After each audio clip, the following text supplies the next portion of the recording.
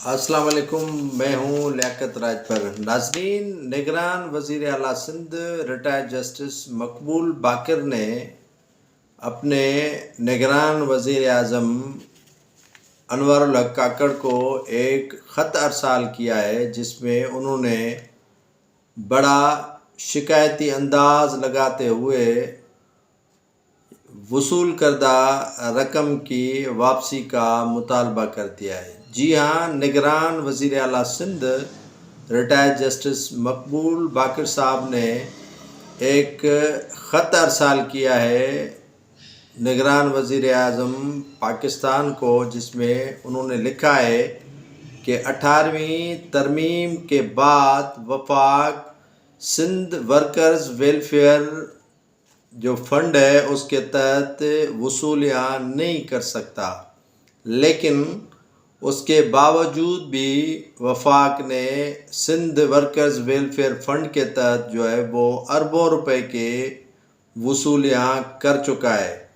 اور یہ اربوں روپے وفاق کے اکاؤنٹ میں منتقل ہو چکے ہیں، لہٰذا وہ رقم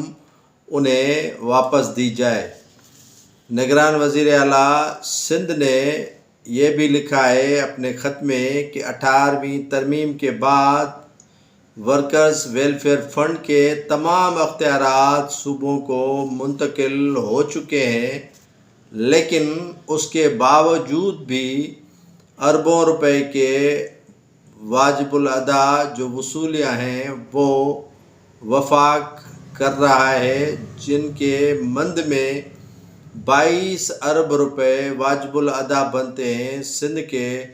وہ واپس دیے جائیں۔ ناظرین، یہ خط اہم خط جو ہے وہ نگران وزیر اعلیٰ سندھ نے ارسال کیا ہے اپنے ہی نگران وزیر اعظم کو کہ آپ نے سندھ ورکرز ویلفیئر فنڈ کے تحت جو اربوں روپے سندھ سے وصول کیے ہیں وہ انہیں واپس کیے جائیں۔ 18ویں ترمیم کے بعد وفاق کو یہ اختیار نہیں کہ وہ سندھ ورکرز ویلفیئر فنڈ کے تحت یہ ریکوریاں کرتا رہے۔